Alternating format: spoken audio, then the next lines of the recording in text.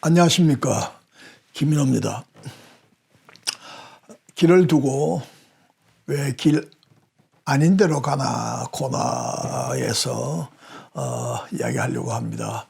오늘은 기업과 관련된 문제의 두 번째 편으로서 주로 기업과 일자리 창출에 관한 문제, 관계에 대해서 중점을 두고 말씀드리려고 합니다.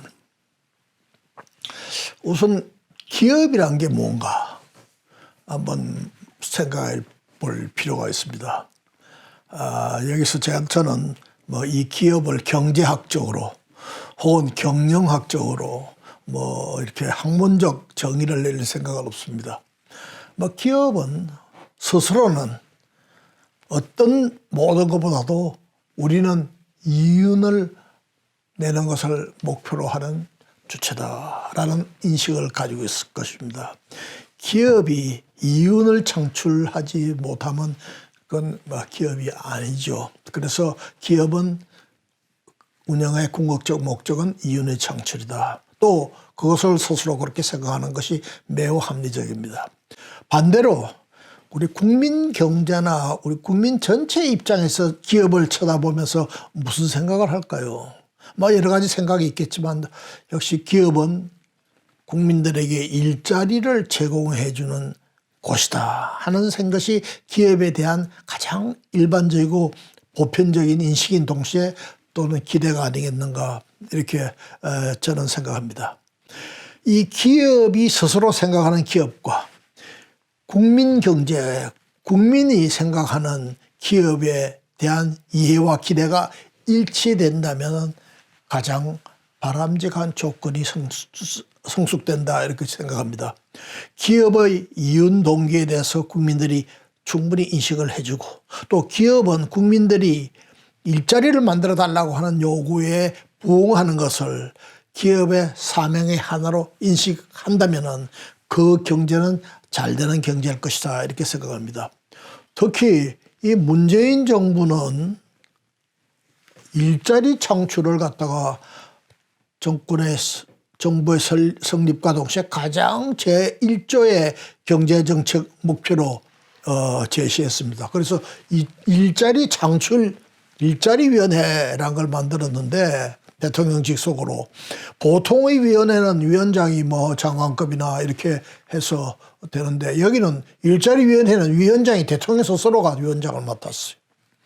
그리고 부위원장은 그 당시 장관을 여러 번 지내고 청와대 수석도 지내고 세제 전문가 이용섭 씨를 부위원장으로 지금 광주시장이죠.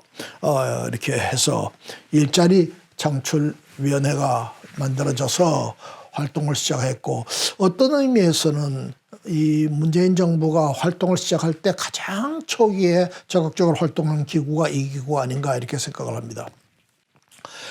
보통 그 전 박근혜 대통령 때까지는 대통령이 당선되면 주요 경제단체를 한 번씩 방문하는 것이 관행이었습니다. 그래서 제가 무역협회 회장으로 가보니까 이명박 대통령도 댕겨갔고 박근혜 대통령도 댕겨갔고 사진도 찍고 거기다가 사인도 하고 이렇게 한 것이 회장실에 있는 것을 보았습니다. 그런데 문재인 대통령 정부는 제가 그 정부가 성립되고 난 뒤에도 한 반년 가까이 무역협회 회장을 했는데 대통령이 무역협회를 방문한 일이 없었고 또 경제단체장 만나서 이야기하자고 한 적도 없었고 유일하게 제가 정부에 있는 사람으로서 만난 사람이 이 일자리위원회 부위원장이 각 경제단체장을 둘러가면서 만나면서 앞으로 어떻게 하면 일자리를 창출할 것이냐 하는 것에 대해서 논의하자고 해서 한번 임시정부의 제3청사에 있는 효자동에 있는 거기를 방문했던 것이 처음이었고 그 뒤에 한참 지나서 산업부 장관이 주무장관으로서 무역협회를 방문해서 회장단과 간담회를 가진 거 이것이 전부였다 이렇게 말씀드릴 수가 있습니다. 그 자리에서 일자리 위원회를 방문을 해가지고 간담회를 할 때 저는 세 가지를 많은 이야기를 했지만 요지는 세 가지를 했습니다. 정말 일자리를 만들 생각이 있다면 기업을 활성화해야 된다. 정부가 공무원을 늘려가지고 일자리를 만들겠다고 하는데 이거는 정책이 아니다. 이런 정책은 있을 수가 없다. 그러니까 기업을 활성화, 기업이 마음 놓고 활동할 수 있는 분위기를 만들어야 된다. 두 번째,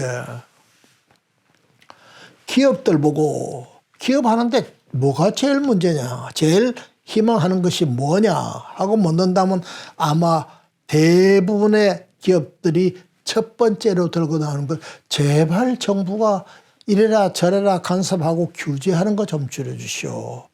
규제 혁파, 규제 개선, 규제 완화. 이것이 거진 공통의 희망사항 아니겠는가. 도와줄 필요도 없고 제발 좀 우리 좀 내버려 놔달라. 그러면 우리가 알아서 할 거고 자연히 기업이 활성화되면 일자리는 늘어날 수밖에 없는 거 아니냐. 일자리라는 게 일거리가 있어야 늘어나는 거죠. 일자리를 그냥 만든다고 만들어지는 게 아니단 말이죠.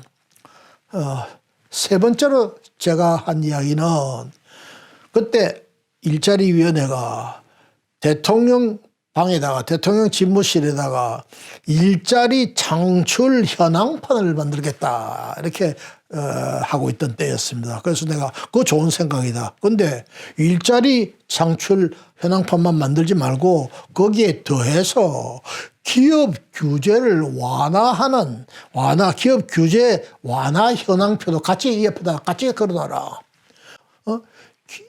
일자리 만드는 제일 주역이 기업이고 기업이 제일 원하는 것이 규제 완화인데 규제 완화가 어떻게 진행되는가에 대한 것은 하나도 대통령한테 보고를 안 하고 일자리가 어떻게 늘어났다는 것만 이야기하는 건 말이 안 되지 않느냐. 그랬더니 그 당시에 언론들이 이 부분에 상당히 주목을 해서 그걸 기사들을 많이 쓴 걸 봤습니다. 경제단체장들이 정권 초기라 일자리위원회 와가지고 다들 하고 싶은 이야기들을 못하고 눈치를 보고 이런 분위기에서 김인호 무역협회 회장은 왕년에 정부에 오래 있었는 그런 경력도 있고 거기 있는 사람들이 다 새카만 후배들이기도 하고 해서 그랬는지 모르지만 할 말을 다 하고 조금 더 위축되는 것이 없을 뿐더러 더하여 일자리 현황판 옆에다가 규제 완화 현황판도 같이 만들어 놔야 된다라는 건의를 했다 하는 걸 신문이 상당히 의미 있게 대부분의 신문들이 기사화했습니다. 그런데 저는 아직까지도 대통령실에 일자리 현황판이 있는지 없는지는 모르겠지만 규제 완화 현황판이 설치됐다는 이야기를 들은 적이 없습니다. 일자리 창출을 정책의 최고 목표로 하는데 일자리를 만드는 기업에 대해서는 어떤 인식을 이 정부가 가지고 있는가 참 의아한 생각이 들 때가 많죠. 처음에는 제가 잘 몰랐어요. 근데 쭉 시간이 지나면서 제가 언젠가 한번 설명한 적도 있습니다만은 이 정부가 기반을 두고 있는 경제정책의 배경이 되는 사상이 뭐냐 하는 것을 충분히 이해하니까 그렇게 될 수밖에 없구나 하는 생각이 들어가는 것이죠.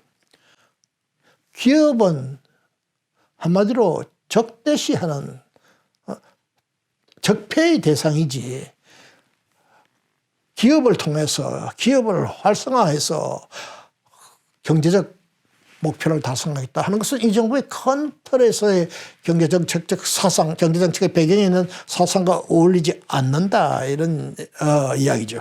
기업은 규제의 대상이다. 지금 이 정부 성립 이후에 얼마나 많은 규제가 쏟아져 나오고 있습니까?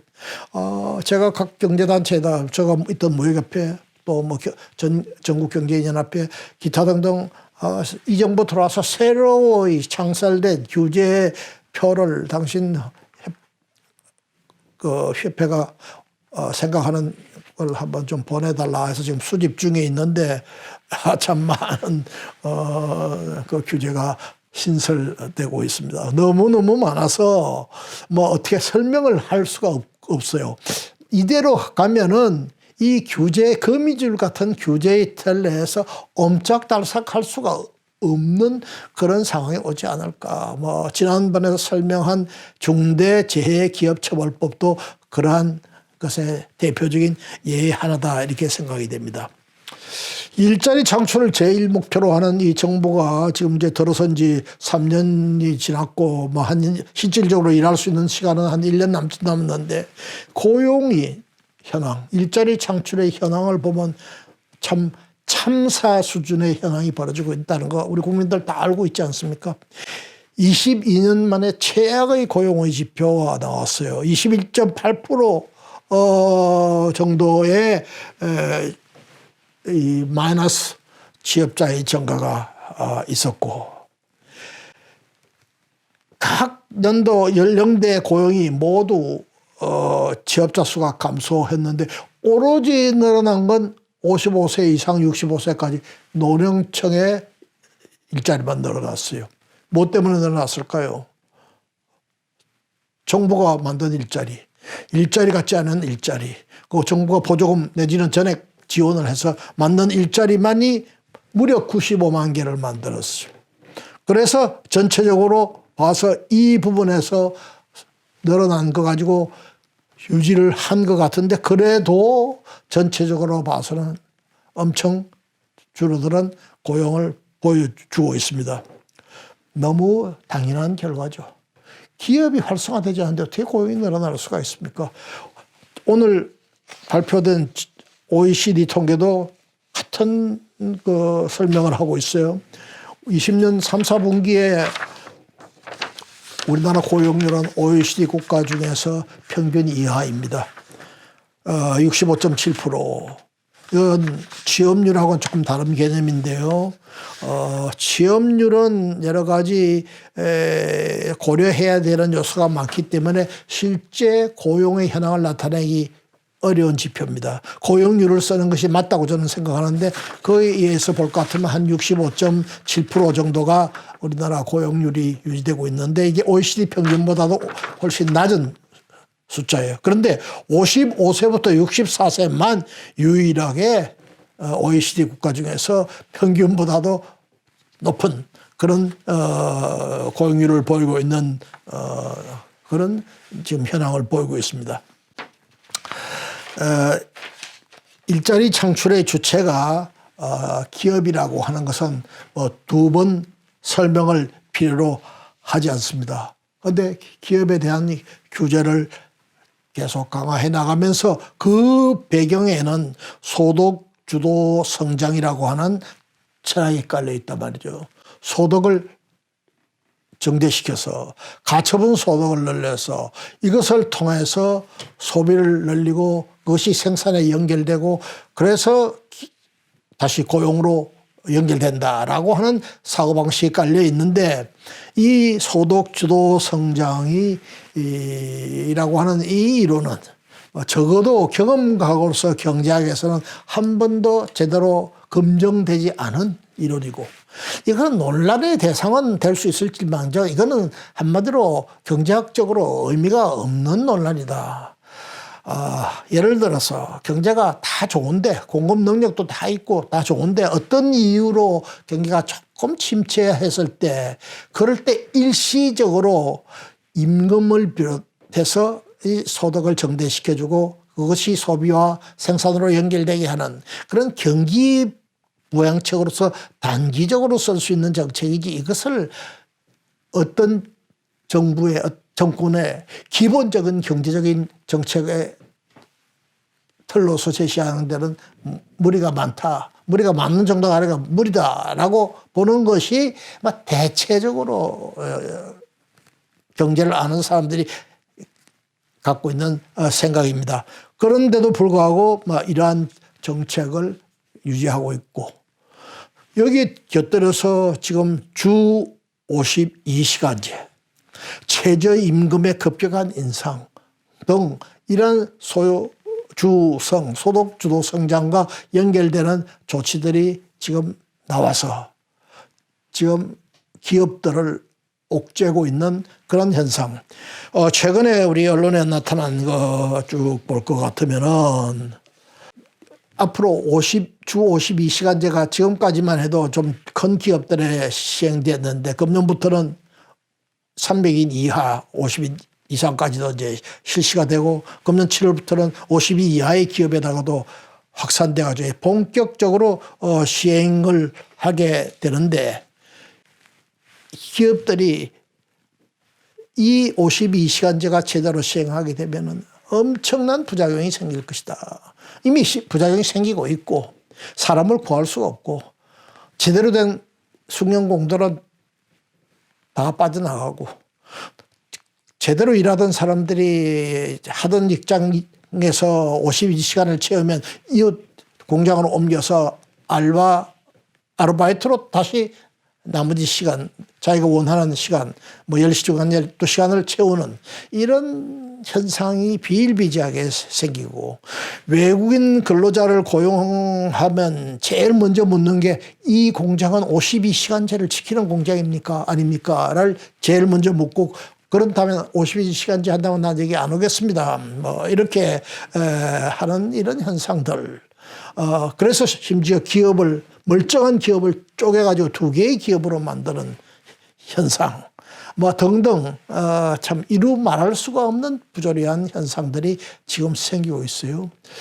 그런데 이러한 현상이 버젓이 지금 눈에 벌어지게 생기고 있고 이 모두가 고용에 악영향을 줄 뿐더러 특히 저소득층에 정말 나쁜 영향을 주는 건데 거기에 대해서 이 정부가 언필칭 저소득층을 평등을 지상의 가치로 하는 이 정부 좌측에서 있는 이 정부가 이 정책을 계속 밀고 나가겠다 지금 하고 있는 이러한 이해할 수 없는 상황에 처해 있지 않는가 이렇게 생각합니다.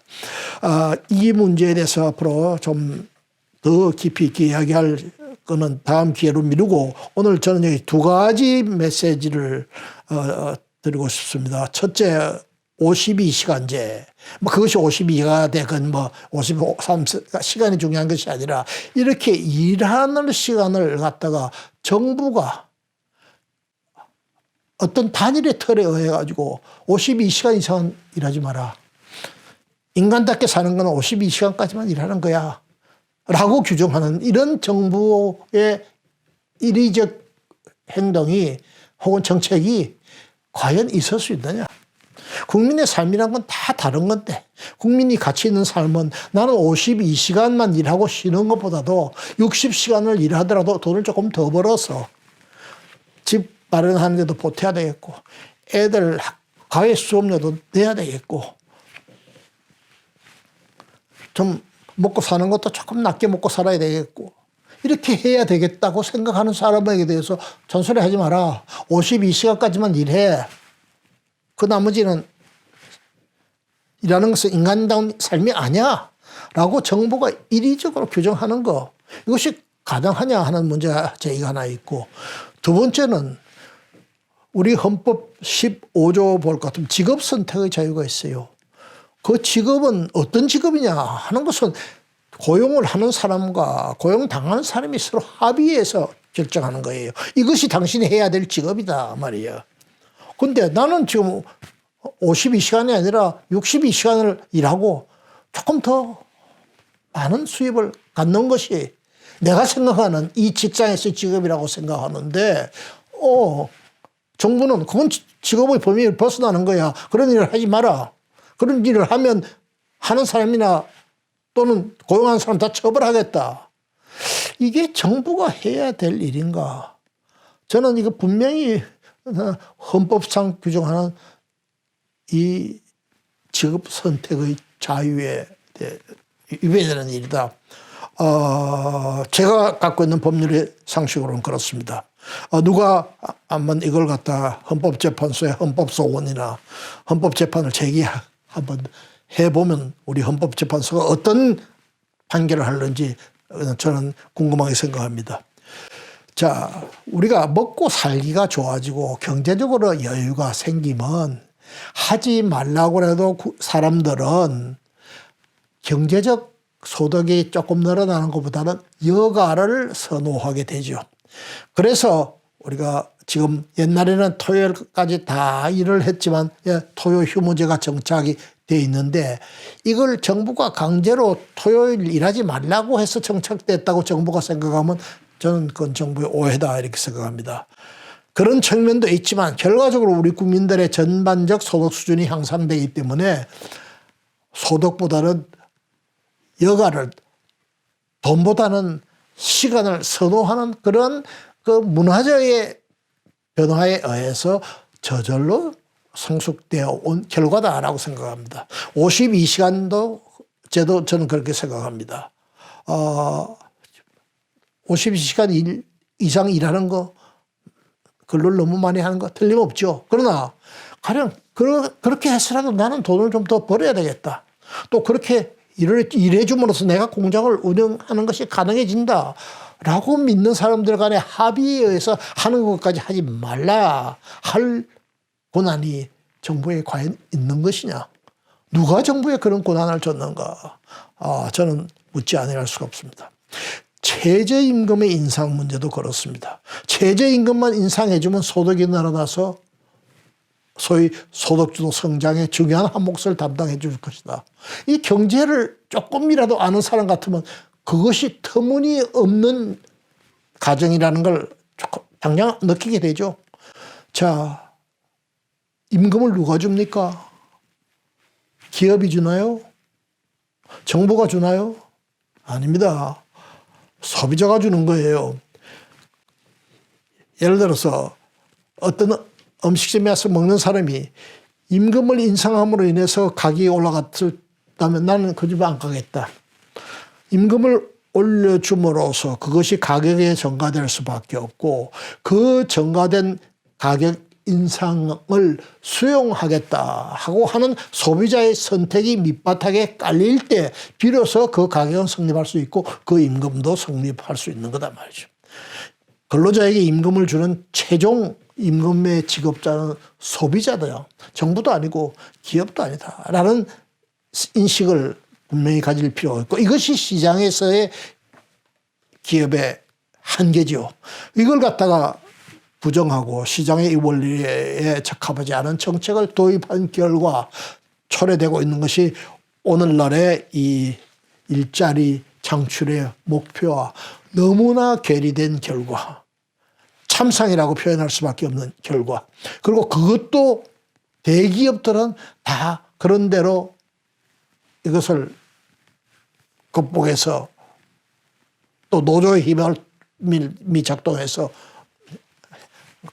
버텨나가고 버틸 여력이 없는 중소, 중견 또 영세기업, 자영업, 소상공인 여기에 종사하는 사람들만이 그 결과를 지금 다 당할 수밖에 없는 이런 어려운 광경이 벌어지고 있는 것이 우리나라 일자리 창출의 현장이다.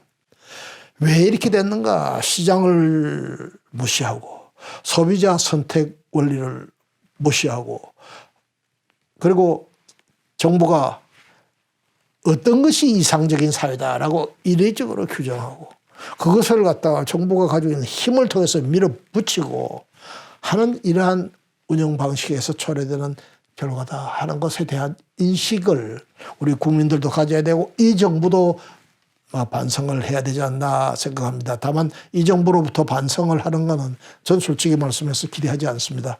앞으로 이런 정부가 또 들어서서는 안 된다 하는 점을 강조하기 위해서 저는 오늘 이 말씀을 드리는 것입니다. 오늘은 이 정도로 말씀을 마치겠습니다. 감사합니다. 김인호였습니다.